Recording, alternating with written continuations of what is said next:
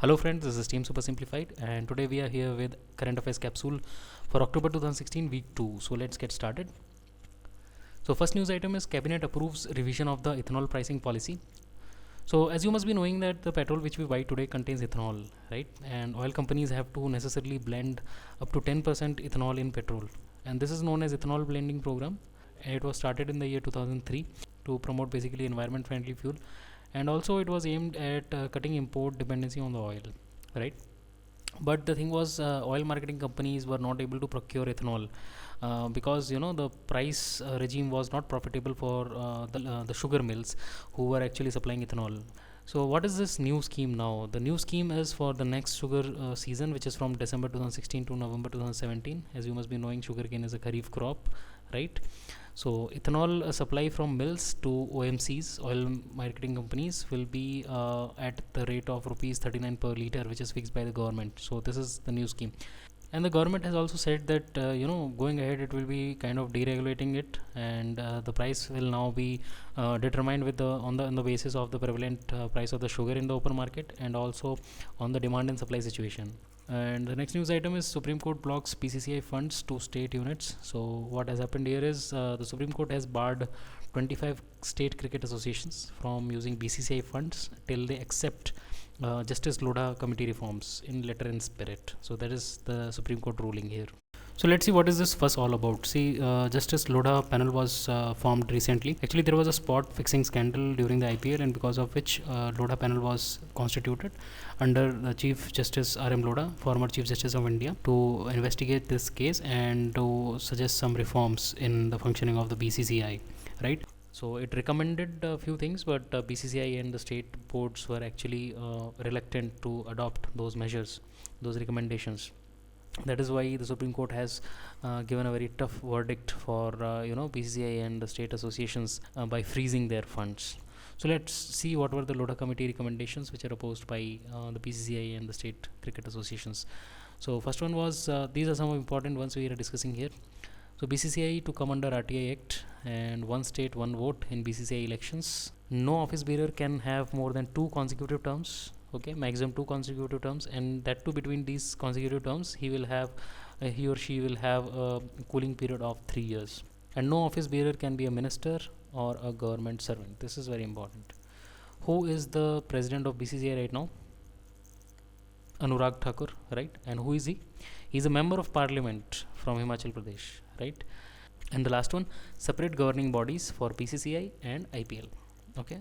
Next news item is draft water bill suggests basin level management. So recently we have seen a lot of interstate water disputes. For example, Satluj Yamuna Canal recently, and Kaveri water dispute between Karnataka and Tamil Nadu, which turned out violent also to some extent, right? So center has come out with a draft national water framework bill 2016, and the aim is to resolve several interstate disputes over river water sharing. So now let's have a look at the draft provisions here. So first provision is that a mechanism to develop and manage river basin in an integrated manner. So now the focus is on the river basin development. So development at the river basin level. And river basin authority will be established for this purpose, and each river basin authority will create a master plan for the development of that river basin, and water conservation will be stressed. So till now what was happening was the main focus was on the partition of the river or on the distribution of the water between the states, but very less attention was actually given on water conservation, which is actually the key to resolution of these problems going ahead in future, right? And right to sufficient quantity of water for of safe water for life. This is very important because right to water is a provision in this particular draft bill, right? And what could be the challenges? If you are asked about this in the mains or in the interview, then maybe you can quote this challenge also if required, if that's the demand of the answer. The challenge is that water is a state subject. Okay, so this law will not be binding on the states, but definitely it will give a kind of guideline for the states to resolve these kind of issues. Next news item, India to eliminate use of HFC 23 by 2030. So HFC 23 is basically a greenhouse gas that harms the ozone layer, and this decision to eliminate its use by 2030 was announced at a meeting in Kigali in Rwanda during Montreal Protocol amendment recently. Okay, and India is committed to phase out HFCs by 2030. A few points about HFC-23. It is a potential greenhouse gas with a global warming potential of 14,800 times more than CO2, carbon dioxide. And it is a byproduct of HFC-22, which is a refrigerant. And since we have spoke about Montreal Protocol, it came into force in 1989, and its aim is reduction in the production and consumption of ozone depleting substances. Okay. And this is a question from the previous year papers of UPSC and other competitive exams also. This is a very popular question. The most potent greenhouse gas among the following is option A, carbon dioxide, B, methane, C, water vapor, D, ozone. What is the correct answer? The correct answer is water vapor. It is the most potent greenhouse gas among these options.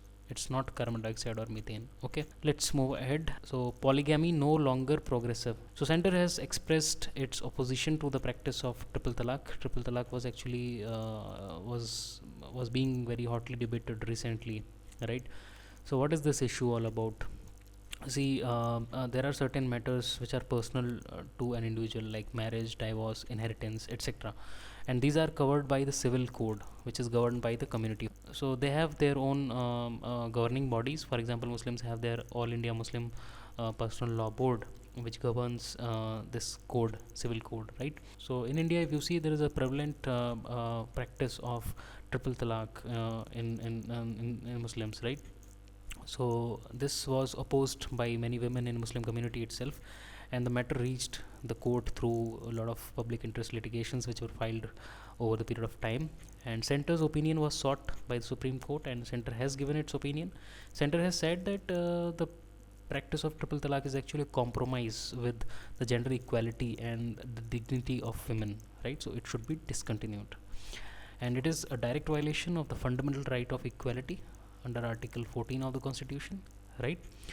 And even and if you see in the world also, even the theocratic states have banned it. Even the Islamic states have banned it. You can see our own neighbor Pakistan, right? It is an Islamic state, but this practice is not there. It is banned there, right? So why can't we do it? But the problem is there are a lot of political entities which are trying to give it a political color, and they are trying to show it as a domination of the majority over the minority communities, which is not the case. So this demand, which is coming from within the community, should be taken very seriously, and it should be led to a logical conclusion. Next news item is Supreme Court stays commercial release of GM mustard, genetically modified mustard. Supreme Court has asked the center to seek public opinion before releasing the seeds of genetically modified mustard. So let me give you a background. What was happening here was, first of all, mustard is a very important crop for India, right? It is sown between October and November, right? And there is a institute called Center for Genetics Manipulation of Crop Plants based in New Delhi, which has developed a DMH11, and it is a genetically modified variant of mustard, and the government was about to release it for the farmers, but a PIL was filed in the court, and court has given a stay on the release of DMH11, and it has asked the government to seek public opinion before releasing it, right? So if you are asked about this issue in interview or in mains, then you can give your arguments in favor. For example, 30% more yield was expected from this variant. It will help us cut imports because we are dependent on imports for our pulses, right? And you can also say that it was a progressive step in the agriculture technology, right, in the biotechnology field. Then arguments against this particular move is the biosafety concern, obviously, and that's related to human, environment, animals, and crops. All of them can get affected in certain ways, right? So we have to study these impacts first before releasing the crop in the field. And people are also arguing that the laid out procedure to seek approval was not followed, right? So that is very specific to this particular case, but you can quote these points when you are facing an interview or you are writing answer in the mains. And which is the agency which is responsible for giving these approvals? It is GEAC, Genetic Engineering Appraisal Committee, under Ministry of Environment, right? And this is a question from UPSC Prelims 2015 on GEAC. They have asked a question. The Genetic Engineering Appraisal Committee is constituted under the Food Safety and Standards Act 2006, Geographical Indications of Goods Act 1999, Environment Protection Act 1986, and Wildlife Protection Act 1972. So what could be the answer? So even if you don't know the answer here, you can you can resort to guesswork here.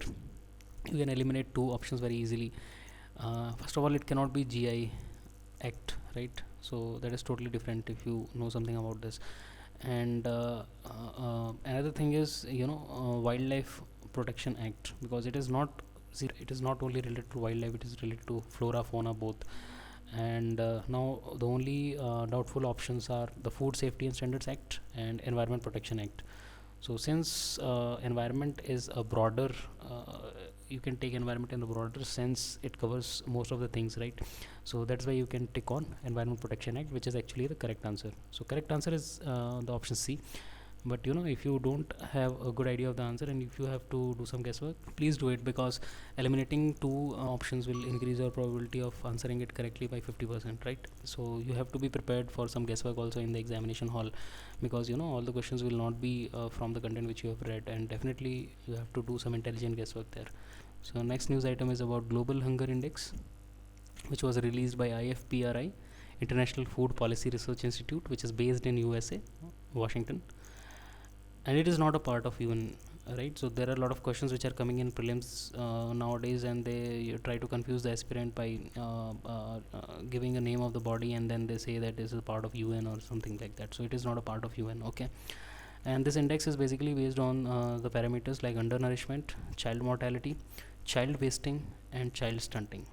Okay, 4 parameters. There is a difference between child wasting and child stunting. Child stunting, you must be knowing, is a low height for that particular age, and child wasting is low weight for the height. Okay, and based on these 4 parameters, they have ranked the countries on a scale of 100 points from 0 to 100. 0 means best performance and 100 means worst. And what are the observations here on this year's Global Hunger Index? Observation is that hunger levels in developing countries have actually fallen by 29% since 2000, and sub-Saharan Africa has the highest hunger levels, followed closely by South Asia. And India is still rated a country with serious hunger levels in 2016, which is bad news for us. And India is ranked 97 out of 118 countries with a score of 28.5, and which is definitely a painful picture, right? And 1 in 3 children in India has a stunted growth. So 33% of the child population is actually growing stunted, right? So these are some of the points, right? Now next news item is India Russia Inc. agreement to set up 25 irradiation centers. So it is a joint venture of Rosatom of Russia and HACL of India, Hindustan Agro Cooperative Limited. Now the question arises, what is agro irradiation? So what is it? This is a technology where food is subjected to low dosage of radiation to treat them for germs and insects, which increases their longevity and shelf life. Okay, so you can see here the food item is actually exposed to gamma rays, and the bacteria inside is dying. Okay, so this is the treatment which is provided to the food. And we can say that irradiation for food is actually equivalent to pasteurization for milk. We boil the milk so that the bacteria in the milk are neutralized and it doesn't get spoiled, right? An important thing here is the food does not become radioactive, and the nutritional value of the food is also not impacted, right? And for this purpose, radioisotopes are used, for example cobalt 60, which is a source of gamma radiation. And IAEA, International Atomic Energy Agency, has given its recommendations for irradiation doses for this particular activity, right? So this is the entire thing about agro irradiation. But the question arises, why India? Why is it important for India? Why are we setting up 25 such centers with a partnership with Russia? Why? Because India has a post-harvest loss of 40 to 50% in food and food grains, which is costing us 2.5 lakh crore per year. Okay, so this is why it is important. So if this question comes in the mains or interview, you can use these facts, right? Hence India needs a strong network of agro irradiation centers.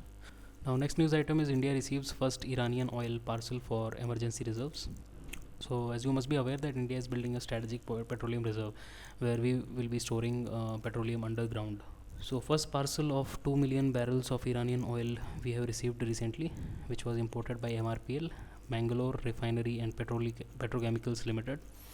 And talks are on with the UAE and Saudi Arabia also to get the next installments. So the question arises, do we really need strategic oil reserves? This could be an interview question.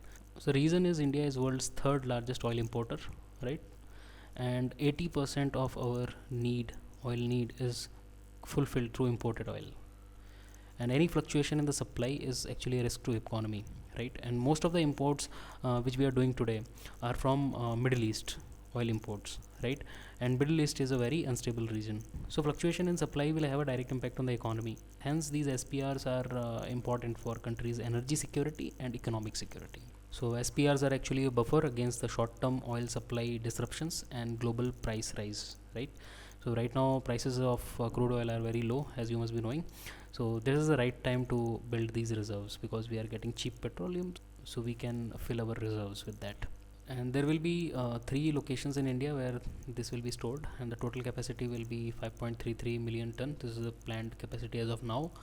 And these 3 locations will be Vizag, Visakhapatnam in Andhra Pradesh, Mangalore in Karnataka, and Padur again in Karnataka. So on the east coast you have 1, and on the west coast you have 2. Maharashtra joins UDAY. What is UDAY? UDAY is Ujjwal Discom Assurance Yojana. So government has signed a MOU with Maharashtra government and Maharashtra State Electricity Distribution Company Limited under UDAY, Ujjwal Discom Assurance Yojana. And Maharashtra is the 17th state to do this. So what will happen here? Maharashtra government will take over 75% of Discom's debt of around 6,600 crore, and the remaining 25% will be converted to bonds, and it is expected to increase the operational efficiency of the distribution company. Okay. Antonio Guterres elected as a new Secretary General of UN. So this is important news item here. Antonio Guterres is the new UN Secretary General. He is 67 years old. This is his picture. He is a Portuguese politician and a diplomat, and he has also served as UN High Commissioner for Refugees from 2005 to 2015. And the previous few years, including 2015, 2013, 2015, were actually very difficult times for the refugees. So he has headed UN High Commission for Refugees at that particular time. So that has given him extra weightage during the elections. Okay, he was elected by the UN General Assembly, and his term will be 5 years, which will begin from 1st January 2017, and he will be succeeding Ban Ki-moon, who has served 2 terms of 5 years. Okay. India's first international arbitration center to come up in Mumbai. It will be called Mumbai Center for International Arbitration. And what is the aim of this particular development? To make Mumbai an IFSC, International Financial Service Center, and provide an arbitration platform for Indian business houses to negotiate commercial disputes. So the arbitration center actually tries to resolve this dispute outside the conventional court, and this is particularly in the context of international commercial transactions. Okay, so till now the most famous arbitration centers were International Court of Arbitration, Singapore International Arbitration Center, and London Court of International Arbitration. But the thing was, these were not very easily accessible to our business houses. Approaching them was very costly, right? So this is a very good step in the direction of ease of doing business. And Nobel Prize in Literature goes to Bob Dylan, who is a American singer and songwriter, and this is the first time that this award was given to any musician. And there was a lot of controversy also around this, because some people were saying that he's just a lyrics writer, so why do you give him this award? So that's all, guys. That's all from my side. If you like this video, please do subscribe to this channel for more such lectures, and please provide your feedback if you want any changes in the format, or you want me to slow down, or if you want me to speed up or something like that, right? I'll try to do that. And if you have any other topic in mind which you would like me to cover, then please let us know. We'll take it up in the coming sessions. Thank you. Stay tuned. Bye bye.